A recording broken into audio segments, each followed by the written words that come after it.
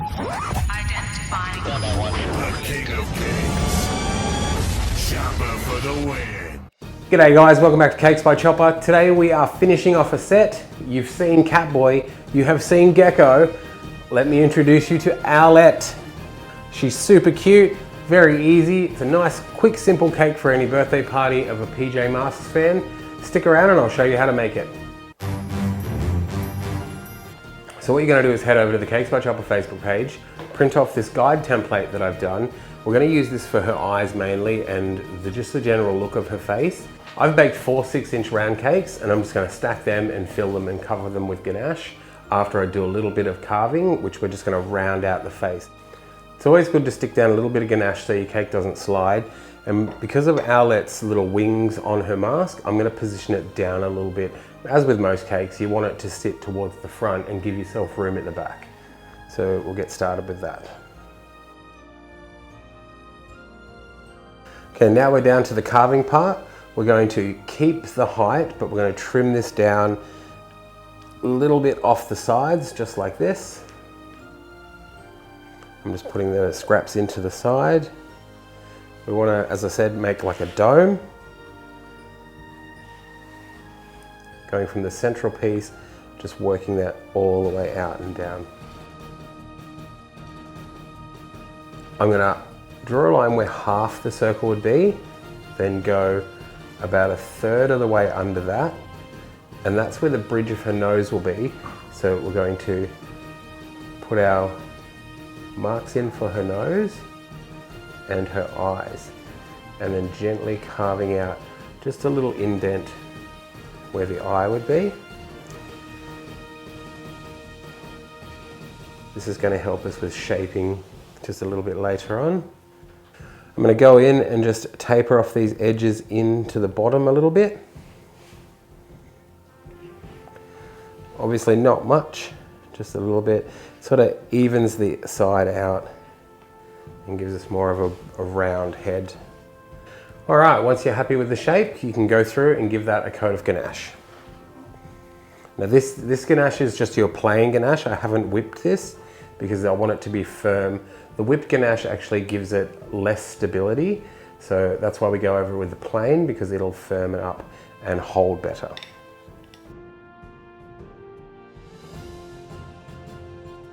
Now that I'm happy with the ganache coat, I'm going to go around the edges and just clean it up and bring it around to give it more of that sphere illusion.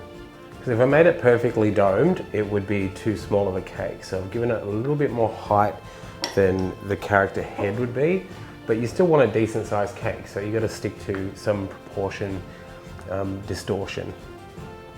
With the last little bit of ganache, I'm going to build up her nose and just put a little excess there that I can play with the fondant.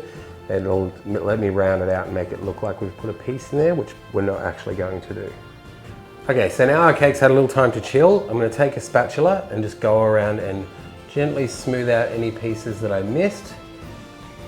I've taken some satin ice in coral red and I've put a little bit of red dye in it to get it a little bit closer to Owlette's colour. Now we're just going to knead that through and warm it up, and then we can begin rolling it out, ready to place over the top. We're just going to cover our work surface in some cornstarch because you don't want it sticking to your board. Taking your rolling pin, a little technique before we do that, I'm going to ball this up like a dough roll, and that's just going to give us a nice smooth top. Place that in the middle, roll that out. Once you've rolled that out to your desired thickness, what you're going to do is get it as clean as you can, because this is the final product. Now, just like my other PJ Masks cakes, what I've done is got the grid. I'm going to turn it on an angle, place it on top, and then push that in till I see the pattern everywhere in a nice, neat formation. You can go through and draw these in by hand. I think this is just a lot quicker and easier. You get a nice geometric pattern, and then just measure if I got it the right dimension, which I did. But I do want to make sure I place these on in a diamond pattern, not in squares. So focus on the top of the head and not so much around the eyes. You want it to look good from the top half. The bottom can go a little bit skew-if and you can press a little bit harder. To make sure you've got the right proportions, just imagine where the top of the eyes are and make sure you've gone just above that. So I'm gonna go in and then cut from here all the way across, and then we can remove that piece. Then making sure the bottom is nice and neat, I'm going to trim and push like I do in other videos. Now when I roll this out, I'm going to leave the top part a little thicker than I am the bottom, because we want a little bit of stability. If you don't like the fondant doing this, you can add in some supports. However, I'm going to do it this way because it's a lot easier. Now what I'm doing is just applying more pressure on one side, which is giving us a thicker top and a thin bottom. To get the correct curvature of her mask, I'm going to cut out the forehead, and then I can start cutting. Just follow the curvature. And with this piece, you're just going to extend that in a straight line up. So where it leaves the template, you just continue going. Don't bend it or curve it. So just go around and straight up, and that will remove this piece. Now that I'm happy with that, I'm going to use this to roll and lift, trying not to stretch it, just roll it back onto the fondant itself. Start at the bottom and then bring that all the way up to the top.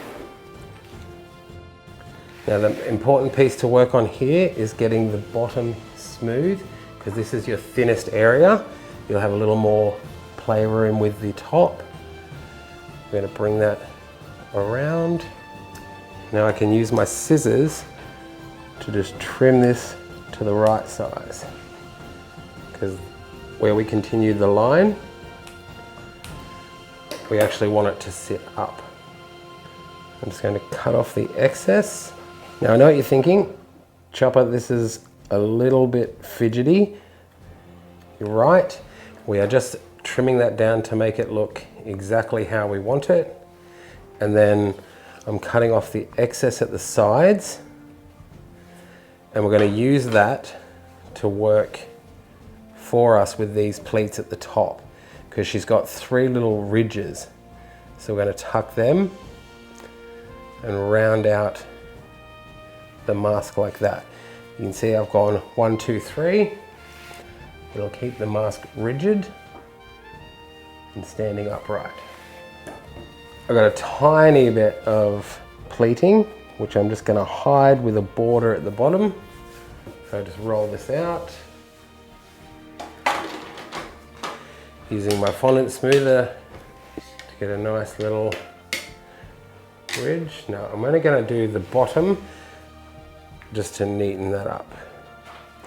For the tops of Owlette's mask, I'm just going to get some paper towel and gently roll that up and tuck it in so it holds the shape. Be careful that it doesn't push it out too much, because you don't want it to change the shape of the fondant. You just want it to hold the shape you're intending. For Owlette's mouth, we are going to do the cutout technique. So I'm going to cut it out just a little bit bigger. See, I'm going around the edge a couple of millimeters. I'm going to use that as a guide. I'm actually going to start where the line is, because we've got to add in her nose, but I will go a little bit bigger around it. So once we get to the side, cutting through the fondant, I'm going to go just a little bit bigger than the actual template. And that piece should come out all in one go. If you get this where it starts to stick here, just use your blade to gently cut that off. Grab your soft brush again, just push that down and work those edges in just to not neaten them up. I'll roll out some flesh colored fondant. Perfect. Now remember, we went a little bit bigger, so I'm going to go around that.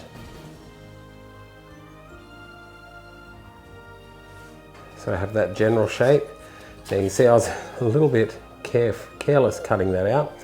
Once I've got the general shape I want, I'm going to take a small piece, make the button nose. If we put the button nose on first, then we're going to place this piece on top and then push that in. The reason we made it a little bit thicker is because we get to mold it and manipulate it around so it looks like it's sunken in. If we didn't have that extra thickness, we wouldn't be able to do that. I'm going to use my shaping tool to push down and give the nose a bit more definition. I'm going to give Owlette the same mouth as what is on the template. She's got a cheeky little smile. I think it would suit better reversed, so I'm going to put it this way. Going in quite deep, not to the ganache, but if I go in a little bit deeper, then when I smooth it, it'll put a nice defined line, just like that.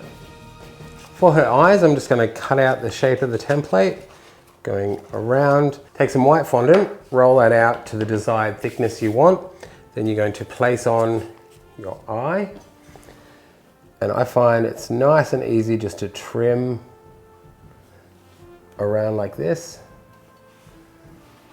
because you're not pushing the paper too hard in.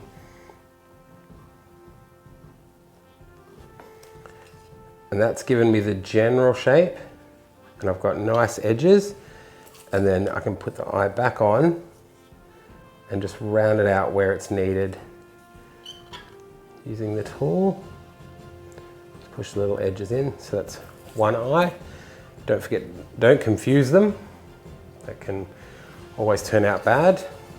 That's where I'd like them. I'm going to use a little bit of edible glue.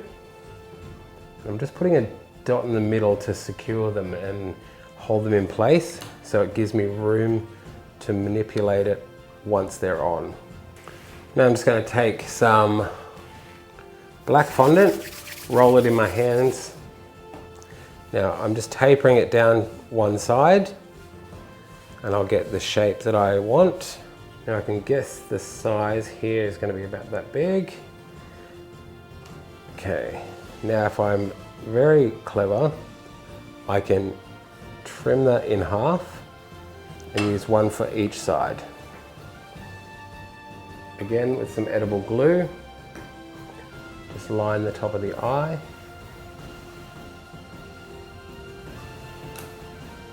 And then place that on. Now I'm going to use a very thin strip to line the bottom of the eye with my dry brush, making sure it's in the right spot.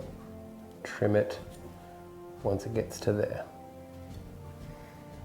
Using more red fondant, I'm going to put some corn flour down, place it on top, use the fondant smoother to just gently pat that down. Cut two eyes out, gently coerce them out with your brush. Now I'm going to give them a pat down to make them a little bit bigger. Now because Owlette's eyes have a little bit of depth to them, I get some of my black petal dust and ever so gently just darken up the edges. You don't want to put too much color on, just a little bit of depth around the perimeter. Just moisten that up with a little bit of edible glue. Place that on, and you can use your brush to manipulate that down a bit. Place it on the top. Now I have a pen here that is, you click it and a little bit of food dye will come out at the end. Draw in the eyeball, which is quite big. I'm just going to gently paint that in. Same on this side. And then to bring her to life, I'm going to make 2 little balls of fondant. Place them on top. Always remember to put your light reflections on the same side. It's a common mistake I see of people putting the light reflection on either side of the eye. I think she is done. So now that we've given her a steam and taken away all the cornstarch, just let her dry for a little bit, then you can come and take out the supports. Just make sure it hasn't softened too much. And there you go, you have your Owlette from PJ Masks. Thanks so much for watching, guys, and I'll catch you next time.